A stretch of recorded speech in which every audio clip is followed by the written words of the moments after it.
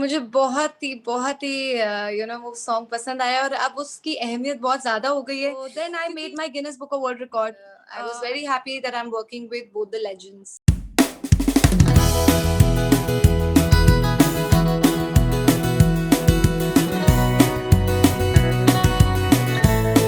सबसे पहले आपका स्वागत है हमारे शो में सक्सेस स्टोरीज में।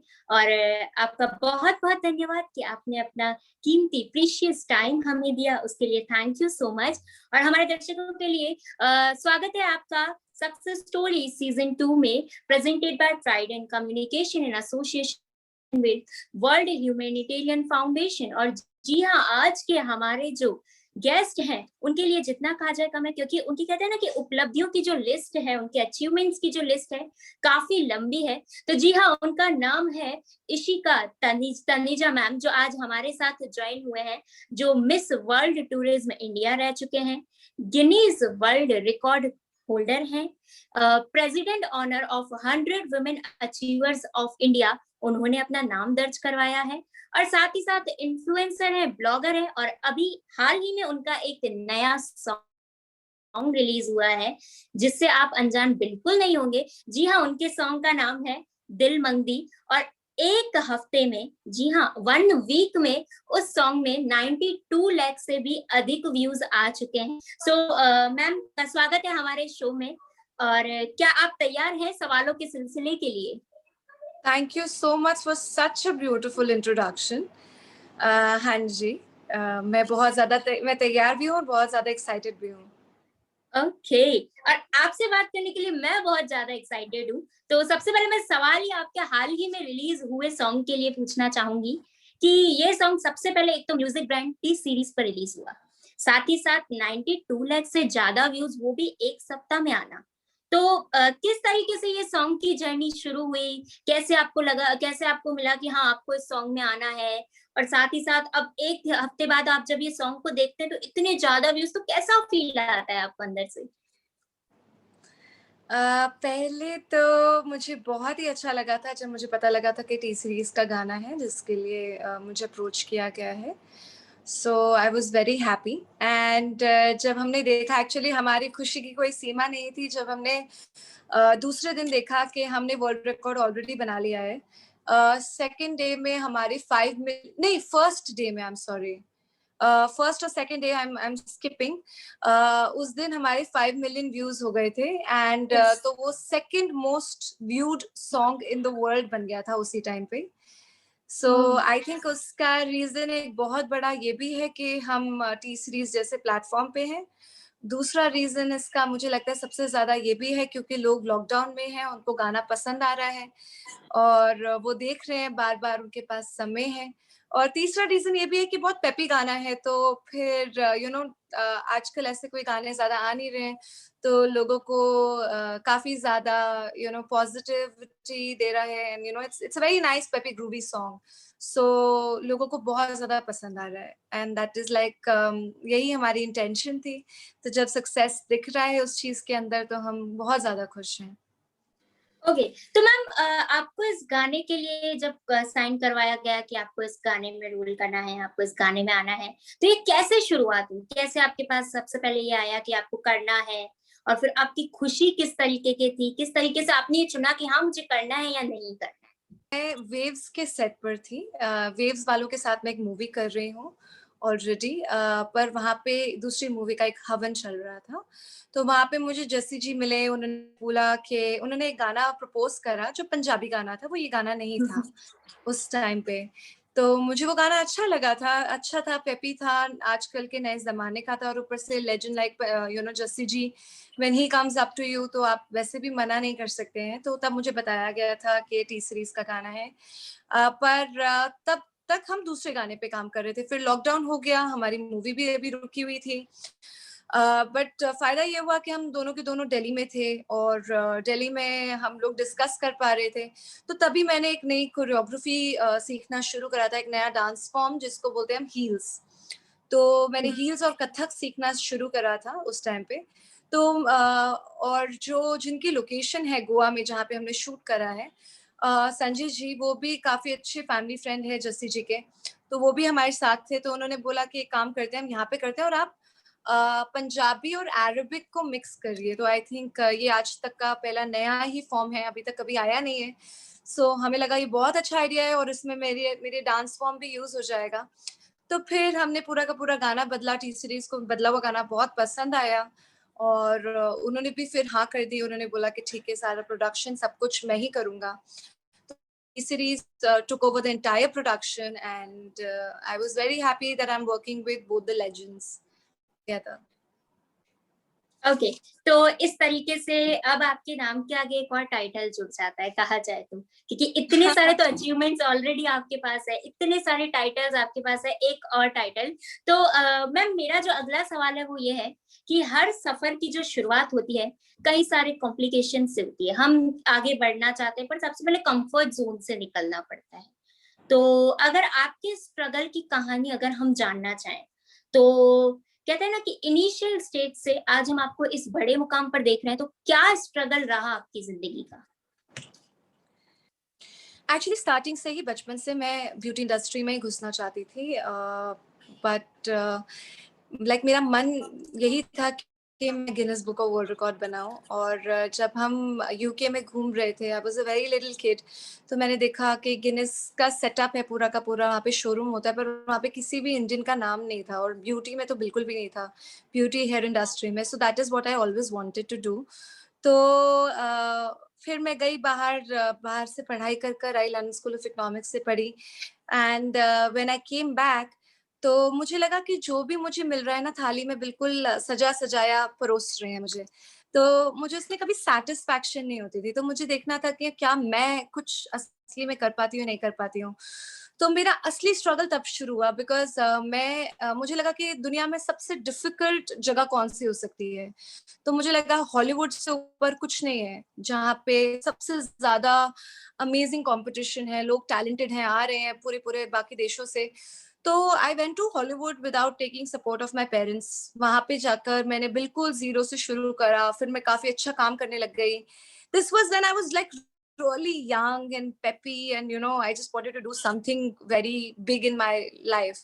So I started working, people loved my work, वहाँ पे बहुत appreciation मिलने लग गया, रिहाना के साथ, LMFAO के साथ, इन सब के साथ काम करने लग गई। और तो तब मुझे लगा कि अब मुझे मेरे इंडिया के लिए कुछ करना चाहिए, तो मैंने वहाँ पे एयर ब्रश सीखा था। तो एयर ब्रशिंग की स्किल लेकर मैं वापस इंडिया आई और वहाँ पे आई स्टार्टेड ऑफ, मैंने गिनीज के लिए अप्लाई करा तो मैं रिजेक्ट हो गई। फिर मैंने 5 6 7 बारी जब अप्लाई करा तो उनको लगा मैं पीछे ही पड़ गई हूँ, तो फिर उन्होंने एक सोल्यूशन निकाला। तो then I made my Guinness book of world record. I think that was one of my biggest struggle, क्योंकि मैंने अपने आप को 6 महीने इसी बेसमेंट में अपने आप को लॉक कर लिया था और मैं सिर्फ मेकअप ही करती रहती थी, दिन में 200 एंड उसी को ही प्रैक्टिस करती रहती थी। फिर मेरा रिकॉर्ड बन गया। रिकॉर्ड बनने के बाद मैंने उसको डेडिकेट कर रहा था निर्भया, बिकॉज जब मैं इंडिया वापस आई थी तो मैंने देखा कि बहुत ज्यादा रेप्स हो रहे हैं, एसिड अटैक्स हो रहे हैं। मुझे वो बिल्कुल भी अच्छा नहीं लगा था। आप भी शायद इंटरनेशनल मीडिया से हैं, तो आपको पता होगा दिल्ली इंडिया में जो हालत है वो बहुत अच्छी नहीं है। सो मैंने अपना वार्ड निर्भया और रेप विक्टिम्स को डेडिकेट किया था। तो फिर हमने उनको हेल्प करा, कि वो उनको पढ़ाया, उनके लिए बिजनेस सेट करा, ताकि वो 24 लड़कियां जिनको हमने सेट करा वो आगे और लड़कियों को एम्प्लॉय कर पाए। तो एक विमेन एम्पावरमेंट की चेंज शुरू करी, तो वो रिकॉग्नाइज हो गया। तो मुझे राष्ट्रपति ऑनर मिला 100 विमेन अचीवर्स का। So that was my real struggle journey, if I से, जिसके अंदर मैं मेहनत कर रही थी, बहुत कुछ कर रही थी। फिर मैं बॉम्बे गई, बॉम्बे में एक्सपैंड करने की सोच ही रही थी, क्योंकि हम लोगों ने ऑल ओवर इंडिया एक्सपैंड कर लिया था तब तक।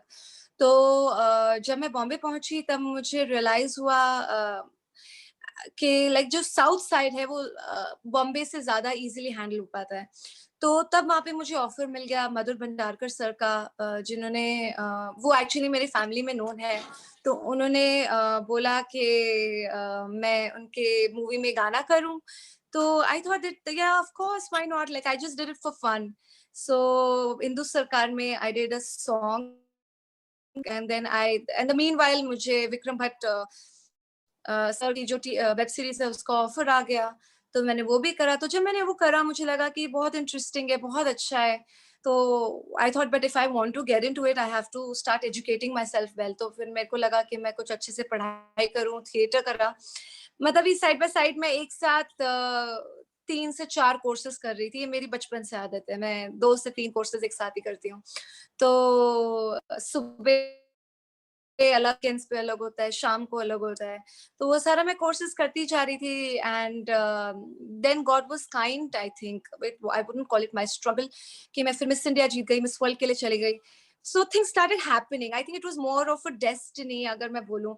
अगर देखो स्ट्रगल मुझे लगता है जो मेरे पेरेंट्स ने करी, बहुत ज़्यादा धक्के खाए, खाने के पैसे नहीं हैं, फिर भी मेहनत कर रहे हैं बहुत ज़्यादा। मैं उसको स्ट्रगल मानती हूँ। अगर मैंने मेहनत करी और हार्ड वर्क करा और थोड़े दिन अगर मेरे को दिक्कत पड़ी, जैसे 3-4 महीने मेरे पास जगह नहीं थी रहने के लिए बॉम्बे में, my father did not agree, तो उनको मना रही थी, पैसे नहीं थे, घर वालों से कुछ नहीं मिलता था और you know little little things, but मैं उसको स्ट्रगल नहीं बोलती, मैं उसको अपनी लाइफ की जर्नी बोलती हूँ। क्योंकि स्ट्रगल वो होती है जिसके लिए आपने बहुत ही ज़्यादा मतलब वरना स्ट्रगल के महत्व को आप हटा रहे हो। So I would say God was very kind and my hard work paid off. बिल्कुल, तो मैम अभी आपकी इसी जर्नी से एक और सवाल मेरे मन में आया है कि कई बार जब जर्नी बहुत लंबी हो जाती है ना, तो हम बैक ऑफ हो जाते हैं कि नहीं अब नहीं होगा, अब नहीं हो सकता हमसे। तो आपके साथ भी कभी कुछ ऐसा सिचुएशन आया है? इस इंडस्ट्री में बहुत बार ये आया है, वरना नहीं आया था। अगर मैं ब्यूटी के लिए बोलूँ, मैं डाई हार्ड फैन थी। मुझे उसके अलावा कुछ दिखाई, कुछ सुनाई नहीं देता था। मुझे बस गिनेज़ ही बनाना था, चाहे वो मुझे कितनी मेहनत करनी हो।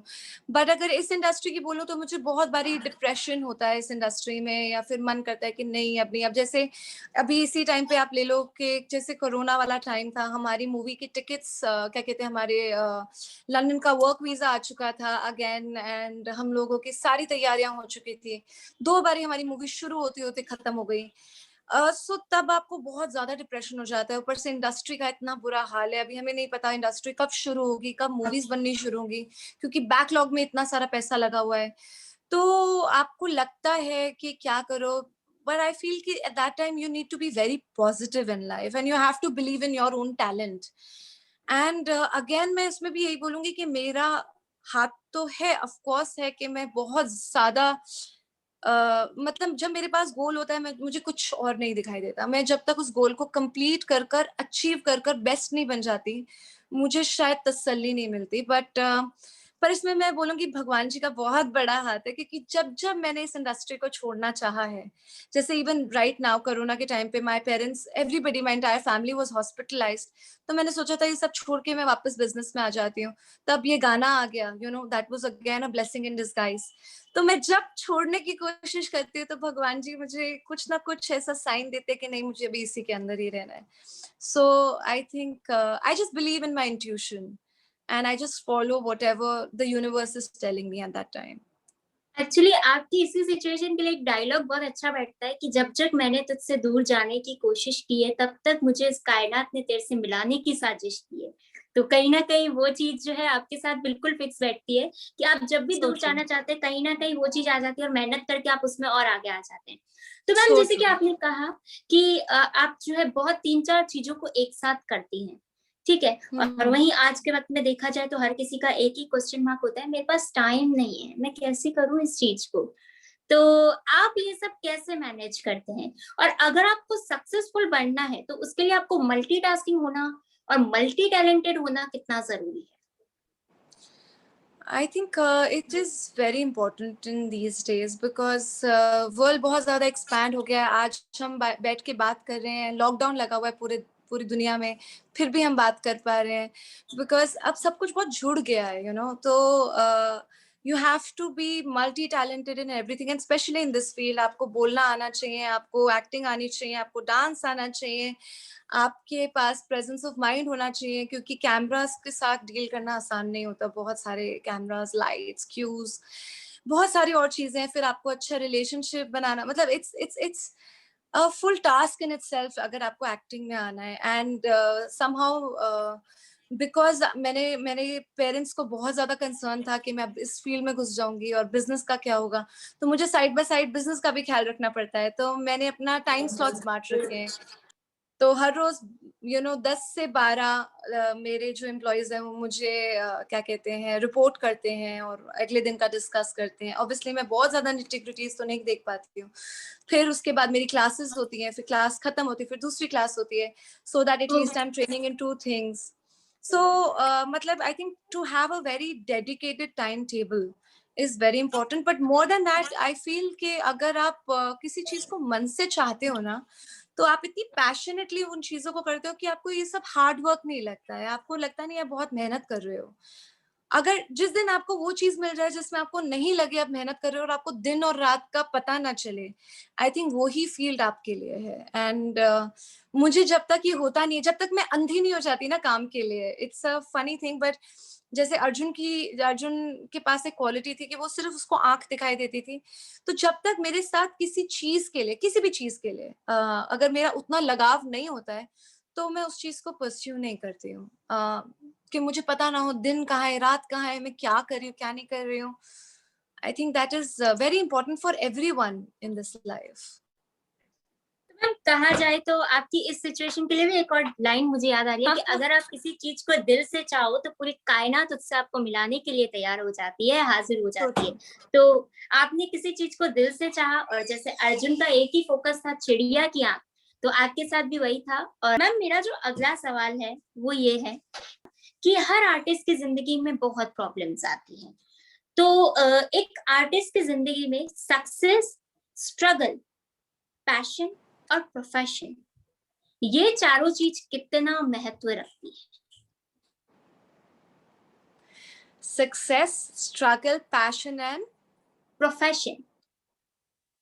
प्रोफेशन। या आई थिंक ये सारी चारों चीज़ें ऐसी हैं जिससे आपको कभी भी मुक्ति नहीं मिल सकती। ये चारों चीज़ें होंगी ही होंगी आपकी लाइफ में। प्रोफेशन डेफ़िनिटली जो आपको फ़ॉलो करने का मन करे, जिसमें आप पैशनेट हो, वही आपका प्रोफेशन बनना चाहिए। और सक्सेस एंड स्ट्रगल तो जर्नी का पार्ट है। मेरे को आज कुछ सक्सेसफुल मैं किसी चीज़ में हो जाऊँगी, तो कल मेरी इच्छा होगी कि मैं कुछ कुछ और बेटर करूँ या कुछ और करूँ। आप सैटिस्फाई तो कभी हो ही नहीं सकते हो।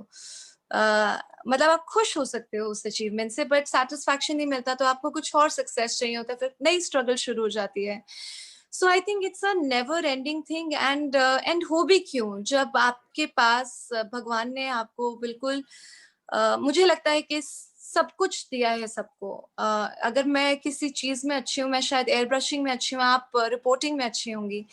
तो जो भी आपका पैशन है उसको फ़ॉलो करना इम्पोर्टेंट है। एंड आई फील कि like you have to have a passion जिसमें आपको सबसे ज़्यादा सैटिस्फैक्शन मिले और आप दुनिया को कुछ दे सको।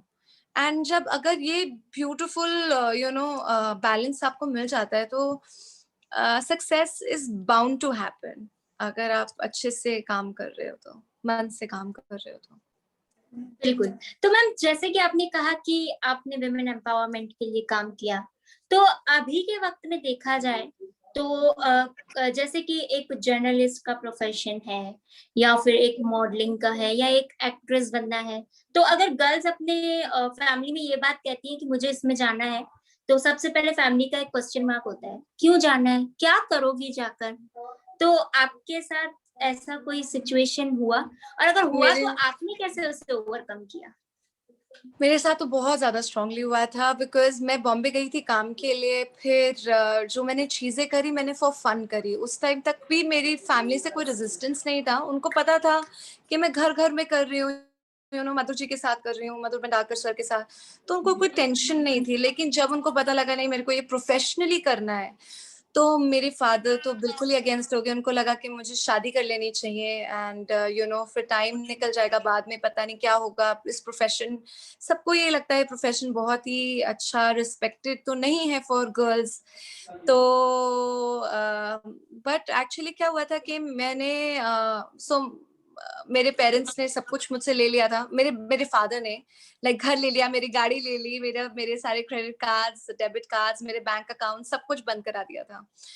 तो मेरे पास कोई जगह नहीं थी जाने के लिए। बट देन आई थॉट कि अगर मेरे फादर ने मुझे हमेशा से बचपन से काफ़ी इंडिपेंडेंट रखा है। मतलब I started travelling when I was in 4th grade और I used to travel alone. मैं 4th ग्रेड में भी अकेले ही ट्रैवल करके गई थी कुवैत। तो मुझे लगा जब आपने इतना विश्वास मेरे पे पूरी ज़िंदगी दिखाया है, तो एकदम से क्या हो गया? मतलब आपको मेरे पे विश्वास नहीं है। मैंने एक्चुअली उसको उस सेंस में लिया कि यू डोंट ट्रस्ट मी कि मैं सही डिसीज़न्स लूँगी या नहीं। तो मैंने थोड़ी ज़िद करी, मैं घर से भाग आई थी। फिर थोड़े दिन अपने कज़िन्स के साथ रही, फिर बाकी चीज़ें करी। बट रहा बात आपकी क्वेश्चन का कि मनाया कैसे? I think once they saw me growing in the right direction with the right people, so then they realized कि नहीं, इसमें कुछ गलत नहीं है, कुछ खराब नहीं है। अपनी रिस्पेक्ट, अपनी डिग्निटी मेंटेन करते हुए, जैसे मैंने कोई भी बेडरूम सीन्स नहीं करे, मैंने कुछ भी, बहुत सारी वेब सीरीज़ आती हैं, अब तो आप देख ही रहे हो, प्लेटफ़ॉर्म बहुत बढ़ गया है, अलग-अलग तरह की मूवीज़ आती हैं, चीज़ें आती हैं। मैं बहुत ज़्यादा शायद ग्रीडी नहीं हूँ इस इंडस्ट्री में काम इतना करने के लिए। मैं चाहती हूँ काम करूँ, पर मैं ग्रीड नहीं है। तो वो बात जब तक मेरे पेरेंट्स को रियलाइज़ हुई, तब उन्होंने समझा और अब उन्होंने मुझे सपोर्ट करना शुरू करा। फिर उन्होंने ये भी देखा कि मैं सही लोगों के साथ जुड़ी हुई हूँ। जो भी मेरे साथ जुड़ते थे, मैं उनको अपनी फैमिली से मिलवाती थी। तो उनको पता था कि मैं जहाँ पे भी जा रही हूँ, जैसे जस्सी जी भी, जब मैं गोवा गई उससे पहले वो मेरे फैमिली से मिल चुके थे 2-3 बारी। तो जब तक उनको लगता नहीं है कि मैं सही सिचुएशन में हूँ, तब तक मैं चीज़ें नहीं करती, बिकॉज़ एट लास्ट मेरे लिए फैमिली बहुत इम्पोर्टेंट है। करियर इम्पोर्टेंट है, बट फैमिली बहुत ज़्यादा इम्पोर्टेंट है और उनकी सैटिस्फैक्शन बहुत इम्पोर्टेंट है, क्योंकि उन्होंने मुझे ज़िंदगी में बहुत कुछ दिया है। और अगर मैं ज़िद कर कर बस अपनी चीज़ें मनवाऊँगी, वो पर्सनली मुझे नहीं ठीक लगता। तो मैम कहा जाए तो आप कहीं न कहीं क्वालिटी में बिलीव करते हैं, क्वांटिटी में नहीं। हाँ जी। ओके। सो मेरा अगला सवाल जो है इसी से ही रिलेटेड है कि अगर आप फ़िल्म इंडस्ट्री में हैं या फिर आप ब्यूटी इंडस्ट्री में हैं, तो क्वालिटी एंड क्वांटिटी, अगर मैं क्वालिटी की तरफ जाती हूँ, तो मेरे पास कम काम होगा, फिर कहीं न कहीं मुझे डिमोटिवेशन होगा कि कैसे होगा, किस तरीके से होगा। और अगर मैं क्वांटिटी की तरफ जाती हूँ, तो कुछ ना कुछ ऐसी ऊपर-नीचे चीज़ होगी। तो एक कैसा रास्ता निकाला जाए? किस तरीके से सोचा जाए कि अब मुझे बिल्कुल सेट होके इसी तरफ ही काम करना है? आई थिंक मैं वैसे किसी को भी लुक डाउन अपॉन नहीं करती कि अगर कोई लड़की है जो बस कोई भी सीरीज़ को चूज़ कर रही है, कोई भी काम कर रही है काम करने के लिए, क्योंकि शायद उसकी जर्नी मेरी जर्नी से बहुत अलग है। मैं बहुत मतलब I am lucky that I am coming from a different background, जहाँ पे शायद इनिशियली मुझे खाने के लिए स्ट्रगल करना पड़ा था, पर तब शायद मेरा वैल्यू सिस्टम इतना ज़्यादा स्ट्रॉन्ग था कि मैं भूखी मर सकती हूँ, लेकिन मैं किसी को मिसयूज़ नहीं करने दे सकती, या फिर मैं किसी को भी, मतलब मेरा सेल्फ रिस्पेक्ट और सेल्फ एस्टीम बहुत ज़्यादा हाई है। मैं उसके ऊपर खेल ही नहीं सकती। It's impossible that that choice doesn't exist for me. तो दैट इज़ देयर, बट अगर जो लड़कियों को एक्चुअली आपको अपना देखना पड़ेगा कि आपके लिए लाइफ़ में क्या इम्पोर्टेंट है। क्या आपके लिए पेशेंस है? अगर आपको क्वालिटी चाहिए, तो फिर आपको पेशेंस बहुत ज़्यादा, आपको धैर्य चाहिए, आपको बहुत ज़्यादा मेहनत चाहिए, हिम्मत चाहिए, क्रिटिसिज़्म सुनने की भी हिम्मत चाहिए और अपने आप को बदलने की भी हिम्मत चाहिए। अगर मैं अपने आप को 3 साल पहले देखूँ, जब मैं ये सब मेरा शुरू हुआ था, तो वहाँ से लेकर अब तक मुझे लगता है कि इस पूरे टाइम में मैंने अपने आप को बहुत ज़्यादा बदला है, बहुत ज़्यादा सीखी हैं चीज़ें। अ, तो then you have to be ready कि आप बहुत सारी नई चीज़ों पे अडैप्ट करो, एंड ये अडैप्टेशन अभी कभी भी खत्म नहीं होने वाली है, बिकॉज़ इतनी अच्छी लड़कियाँ हैं, इतनी अमेज़िंग टैलेंटेड लोग हैं इस इंडस्ट्री में, जो हर रोज़ आते हैं इस इंडस्ट्री में कुछ बनने के लिए। तो कॉम्पिटिशन भी वैसे देखा जाए तो बहुत ज़्यादा है, पर आपको ये देखना पड़ेगा कि आप अपना काम औरों से बेहतर कैसे कर सकते हो कि आपको वो क्वालिटी वाला काम मिले। बिल्कुल। तो अब मैम अगर काम की बात निकली है तो अब मैं ये जानना चाहूँगी कि अब आगे के लिए आप किन प्रोजेक्ट्स के ऊपर काम कर रहे हैं? आपके सरप्राइज़ बॉक्स में ऐसी क्या चीज़ है जो हम अभी आगे देख सकते हैं? अभी तो आई am working on 3 projects right now. जैसे मैंने कहा वो शुरू हो गए थे, बट बिकॉज़ ऑफ कोविड हम लोग अभी तक शुरू ही नहीं कर पा रहे हैं उन प्रोजेक्ट्स को। उनके रोल्स के बारे में मैं बता सकती हूँ। एक में मेरा रोल है ऑफ मल्टीपल पर्सनैलिटी डिसऑर्डर, जिसके अंदर मैं बहुत स्वीट सी हूँ, फिर मेरे में काफ़ी ज़्यादा एंगर और एक डिफरेंट पर्सनैलिटी आ जाती है। तो इट्स अ मर्डर मिस्ट्री, तो लोग ढूँढते हैं कि कौन किसने मर्डर करा है। So I'm also one of the suspects as a lead role. So that is there, जो हम शुरू करने वाले थे. Then another one is about a feminist जो मेल शॉविनिस्ट के साथ जिसका लव अफेयर है, तो दोनों कैसे समझते हैं कि बोथ आर इम्पोर्टेंट, जो ये मेल फीमेल वाली लड़ाई है, ये स्टूपिड लड़ाई है। It's a love story, hardcore romantic. Then जो तीसरा वाला है that is about it's a prostitute जो फंस गई है लंदन में और अपने यहाँ कैसे जिंदगी बेटर करती है और फिर लोगों की जिंदगी कैसे बेटर करती है, पर उसमें कुछ भी प्रोस्टिट्यूशन वाला नहीं है, उसकी जर्नी है। So all three roles are very different and very challenging. Beautiful accents of all three. तो बहुत कुछ सीखने को भी मिल रहा है, पर अभी क्या नाम है और कौन सा प्रोजेक्ट है मैं नहीं बता पाऊंगी till the time they actually come on floor, because अभी I don't want to jinx it. सब कुछ रुकता जा रहा है एंड आई होप चीजें जल्दी शुरू हो जाए। बिल्कुल मैम, आपने सही कहा कि बहुत जल्दी चीजें ठीक होगी, क्योंकि उम्मीद पे तो दुनिया कायम है। तो उसी के साथ हमें ना उम्मीद कर सकते हैं कि हाँ बिल्कुल सब सही होगा, और डेफिनेटली सही होगा। और मैं बहुत एक्साइटेड हूँ ये तीनों रोल में आपको देखने के लिए, क्योंकि जो आपने बीच वाला, सेकंड वाला बताया और थर्ड वाला बताया, वो तो मेरे बहुत ही, कहते हैं ना कि अंदर से ही बहुत फेवरेट है कहीं ना कहीं वो जॉनर। और जो आपने फर्स्ट वाला बताया, तो अब मेरा इंटरेस्ट जो है थोड़ा इन स्टोरीज में भी जगने लगा है, जिस तरीके से आपने स्टोरी को एलैबोरेट किया। तो मैं डेफिनेटली इसे देखना चाहूंगी, साथ ही साथ हमारे दर्शक भी जरूर इसे देखेंगे। सो मैम, जैसे कि आपको पता है कि हमारे शो का नाम है सक्सेस स्टोरीज, तो हाँ जी। आपके हिसाब से सक्सेस क्या है? मेरे हिसाब से सक्सेस वो है जिसके अंदर आपको सेटिस्फैक्शन मिले। अगर आपको एक सक्सेसफुली फैमिली चलाकर सेटिस्फैक्शन मिलती है और आप मन से खुश होते हो, आपका पूरा दिन आप जीते हो, आई थिंक सक्सेस वो है। एंड अगर आपको करियर वाइज मिलती है, तो जिस भी चीज में मिलती है, success is not a point कि आपने ये अचीव कर लिया तो आपको सक्सेस मिल गई। I think the journey lived in each and every moment is very important. I think for me that is success. If I have lived that day successfully or not, if I have lived your interview successfully or not, मतलब मुझे यहाँ पे मजा आया नहीं आया, मुझे लगता है जी, and especially after corona, because her moment की, हर रिश्ते की बहुत ज्यादा वैल्यू बढ़ गई है। आई थिंक दैट बिल्कुल। Is what I have learned the most. Okay, तो मैम जैसे कि आपने कहा कि इंटरव्यू की बात आपने निकाली, तो अब मेरे मन में सवाल आया कि आपको इंटरव्यू में मजा आया या नहीं आया?